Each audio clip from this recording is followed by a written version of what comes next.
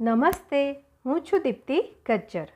આજે આપણે વાત કરવાના છીએ સુધા મૂર્તિ, પ્રેરણાનું પ્રતીક સુધા મૂર્તિ.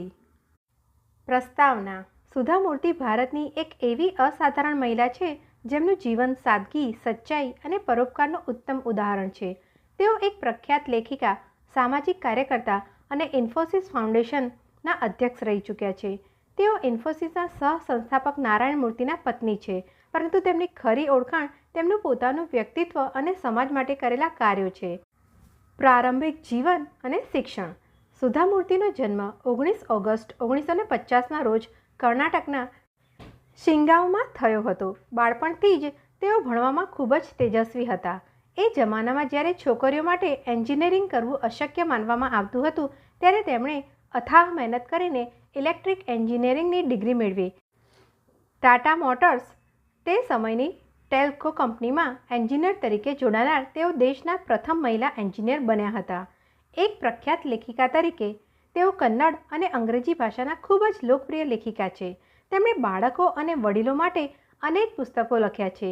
મહાશ્વેતા, ડોલર બહુ અને how I taught my grandmother to read તેમના ખૂબ જાણીતા પુસ્તકો છે. તેમની વાર્તાઓમાં ભારતીય સંસ્કૃતિ, નૈતિક મૂલ્યો અને સામાન્ય માણસના જીવનની ઝાંખી જોવા મળે છે. તેમની લખવાની શૈલી એટલી સરળ છે કે સીધી વાચકના હૃદયને સ્પર્શી જાય છે. સામાજિક યોગદાન, પરોપકાર: સુધા મૂર્તિનું સૌથી મોટું યોગદાન ઇન્ફોસિસ ફાઉન્ડેશન દ્વારા સમાજ સેવા કરવાનું રહ્યું છે. તેમણે ગ્રામીણ વિસ્તારોમાં શિક્ષણ અને સ્વાસ્થ્યના સ્તરને સુધારવા માટે પોતાનું જીવન સમર્પિત કરી દીધું. તેમણે દેશભરમાં 60,000થી વધુ સ્કૂલ લાઇબ્રેરીઓ, પુસ્તકાલયો શરૂ કરાવી છે અને હજારો શૌચાલયોનું નિર્માણ કરાવ્યું છે. પૂર કે ધરતીકંપ જેવી કુદરતી આફતો સમયે તેઓ હંમેશા લોકોની મદદ માટે આગળ આવ્યા છે. પુરસ્કારો અને સન્માન: તેમના આ અદ્ભુત કાર્યો માટે ભારત સરકાર દ્વારા તેમને પદ્મશ્રી અને પદ્મભૂષણ જેવા દેશના સર્વોચ્ચ નાગરિક સન્માનોથી નવાજવામાં આવ્યા છે.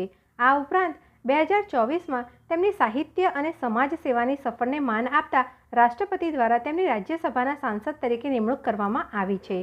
ઉપસંહાર: અબજોની સંપત્તિ હોવા છતાં સુધા મૂર્તિ હંમેશા સુતરાઉ સાડી અને ચહેરા પર હાસ્ય સાથે ખૂબ જ સાદું જીવન જીવે છે.